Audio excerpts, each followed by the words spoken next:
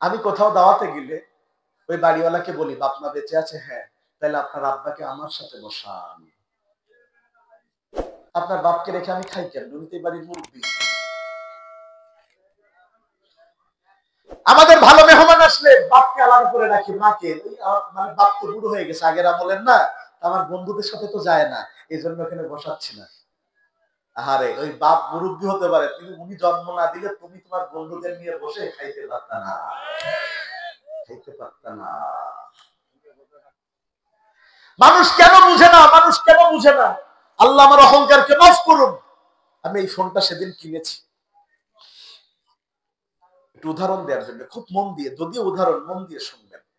আমি ওই যে জুলাই মাসে সমাবেশ হলো না ঢাকাতে, ওই সমাবেশে গিয়েছিলাম। তো আমার ওই ফোন ওই সমাবেশে চাপ খেয়ে আগের যে ফোনটা ছিল ডিসপ্লে নষ্ট হয়ে গেছে। আমি আমার মামারে ফোন দিলাম, ফোন তো নষ্ট হলো, কি করি? তা বলছে ফোন একটা কিনে আনো। তা আমার কাছে 1 টাকাও নেই, আমি তো ওই সমাবেশে গিয়েছি লোকজনকে খাওয়াই দাওয়াই সব সারা। তা আমি বললাম, কি বলছে, ব্যাংকে টাকা পাঠাচ্ছি, তুমি একটা দামি ফোন কিনে নিয়ে আসো। তা আমি এই যে স্যামসাং 25 আলট্রা ফোন কিনেছি আমার মামার টাকায়। এটা কিন্তু রিল। এটা কি রিল? ভালো করে বুঝেন। এই ফোন আমি কেনার পরে আমার এই ফোনে একটু সমস্যা হলো, এই চার্জার পয়েন্টার চার্জ নিচ্ছে না। এত দাম দিয়ে ফোন করার পরে যখন এই চার্জার পয়েন্টার চার্জ নিচ্ছে না, এই ফোন আমার আবার ঢাকাতে সমাজটাকে পাঠাতে হয়েছে, ওরা বলতে ঠিক হবে না, ইত্যাদি ইত্যাদি। আমার মন 3-4 দিন খুব খারাপ যে আমি ঋণের টাকা 1 টাকাও শোধ করতে পারলাম না, তার মধ্যে ফোন চার্জ নিচ্ছে না। এই অবস্থায় ফোন বিক্রি করলে এই 1,15,000 টাকার ফোন বিক্রি হবে বলতে 30,000 টাকা। মনটা খুব খারাপ। তখন আমার মধ্যে একটা অনুভূতি জাগলো, এর আগেও আমার 2টা দামি ফোন ছিল, আমার ছেলে 6 বছরের, ও আমার বাড়ির 2 তলা থেকে ওই 2টা ফোন ওই ফেলে নষ্ট করেছে। এত দামি ফোন ফেলেছে আমার ছেলে। তাও আমি তখন রাগ না করে বরং আমার বিবিকে বলেছি যে আমার ছেলে পড়েনি, মোবাইল পড়িস তো কি হয়েছে, আমি বেঁচে গেছি। আমার একটু মন খারাপ হয়নি, এই ফোন দুটো তুলে এনে আমাদের খেলার জন্য দিয়েছি, একটু চিন্তা আমার হয়নি। আর এই ফোনটা আমি কিনেছি, আমার ছেলে নষ্ট করিনি, এমনি নষ্ট হয়েছে। আমার 3 দিন খারাপ লেগেছে যে টাকা শোধ করতে পারলাম না। শোনেন ভাই, আমার হাত দিয়ে নষ্ট হয়েছে, আমার 10 দিন ধরে টেনশন গিয়েছে, আর আমার ছেলে পুরো নষ্ট করেছে, এটা ঠিকই হলো না, আমার মন খারাপ হয়নি। তাইলে আমার ছেলে আমার 2 লক্ষ টাকার ফোন নষ্ট করেছে, আমি আমার ছেলেকে কিচ্ছু বলিনি। এই সেই নামল আমি যদি বৃদ্ধ হয়ে একটা গ্লাস ভেঙে পড়ি, আর আমার ছেলে যদি বলে তোমার জন্য আমার সংসার উন্নতি হচ্ছে না, তখন মনে হবে এই দুনিয়াতে বেঁচে থাকার কোনো অর্থ হয় না, অর্থ হয় না। আমি অনেক মানুষকে দেখেছি ইসলামী আন্দোলন করে, অনেক মানুষকে দেখেছি পীর সাহেবের মুরিদ, অনেক মানুষকে দেখেছি ঈমান আর আমলে আকাশ সমান, কিন্তু পিতামাতার প্রতি উদাসীন। শোনো, তুমি হাজার পীরকে খুশি করবা, বাপ মা খুশি না, জান্নাত যাবা না।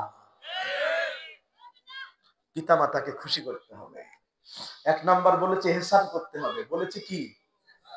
যতটুকু পাওয়ার যোগ্য তার চাইতে বেশি দিতে হবে। 2 নাম্বার বলেছি উফ শব্দ করা যাবে না। 3 নম্বরে বলেছি ধমক দেওয়া যাবে না। 4 নম্বরে বলেছি সম্মানসূচক কথা বলা লাগবে। 5 নাম্বার ওয়াকফিদ লাহুমা জানাবাল যুল্লি মিনার রাহমাহ। আপনাদের অঞ্চলে মুরগি আছে? দেশি মুরগি, হাঁস আছে না? ডিম থেকে বাচ্চা হবার পরে মুরগি ওই বাচ্চাগুলো নিয়ে ছুটে ছুটে বেড়ায়। যদি আকাশে সিলটিল আসে বা কোনো সমস্যা হয়, তখন মুরগি কক কক করে ডেকে তার বাচ্চাগুলোকে ডানার নিচে আশ্রয় দেয়। কথা কি ঠিক? বাচ্চাগুলো যখন সব ডানার নিচে চলে গিয়েছে, তখন দেখবেন মুরগির পাত বেড়ে যায়, সিলের দিকে তাকিয়ে বলে কি করবি কর, কথা বলে না, একটু ধমক দিয়ে ফেলে না, কারণ বাচ্চাগুলো এখন তার নিয়ন্ত্রণের মধ্যে। বান্দা, তুমি তোমার পিতামাতার জন্য ঠিক ওইভাবে ডানাকে মেলে দাও, ছাতা যেমন বৃষ্টি থেকে তোমাকে বাঁচায় দেয়, তোমার রহমতের ডানা দুনিয়ার সব ঝড়ঝাপটা থেকে তোমার মা আর বাবাকে বাঁচিয়ে দিবে। এই 5টা কাজ যখন হয়ে যাবে বান্দা, এবার তোমার জন্য লাস্ট অপশন থাকবে বান্দা দোয়া করার। এবার তুমি বলবা ওকুর রাব্বিরহামহুমা কামা রাব্বায়ানি সগীরা।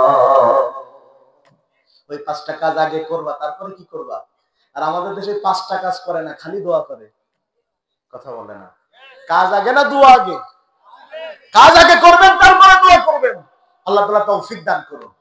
বলেন ভালো মৃত্যু লাভের উপায় কয়টা? একজন দাঁড়িয়ে যদি পুরোটা বলতে পারেন একটু পুরস্কার দিব আমার পক্ষ থেকে। একজন চাই যে 5টা বলতে পারবেন।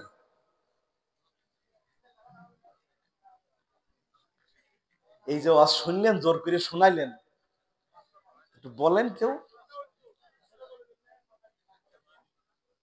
আচ্ছা আমি আরেকবার স্মরণ করাই, মৃত্যুর সময় লা ইলাহা, বলেন মৃত্যুর সময় ইমানের কালেমা, এর জন্য শর্ত জীবন চালাতে হবে ইসলাম দিয়ে। 2 নাম্বার শাহাদাতের মরণ, 3 নাম্বার ঋণ মুক্ত মরণ, 4 নাম্বার স্বামী স্ত্রী একে অপরকে খুশি রেখে মরণ, 5 নাম্বার সন্তান পিতামাতাকে খুশি রেখে মরণ। মনে থাকবে ইনশাআল্লাহ। আজকের এই আয়োজনে আসতে পেরে আপনারা খুশি না বেজার? এই আয়োজন আগামীতে আবারও হোক, চান কি চান না? আল্লাহ তাআলা আজকের এই যুব সমাজ যারা আয়োজন করেছেন তাদেরকে হযরত ওমরের মতো দিনের সৈনিক বানান। এই আয়োজনকে কেন্দ্র করে আল্লাহ গোটা এলাকাকে হেদায়েতের মার্কাজ বানিয়ে দিন। আমরা যে এই কথাগুলো বলেছি কোনো ভুল কথা বলে থাকলে আল্লাহ স্মৃতি থেকে মুছে দিন। যতটুকু সহি কথা কোরআন সুন্নাহর আলোকে বলেছে আল্লাহ মানার তৌফিক দান করুন। আসুন আমরা এখন দোয়ার দিকে যাব। কমিটির আর কোনো কথা বা কিছু আছে কিনা? তাইলে আমরা এখন দোয়া করছি, দোয়া করে দিব।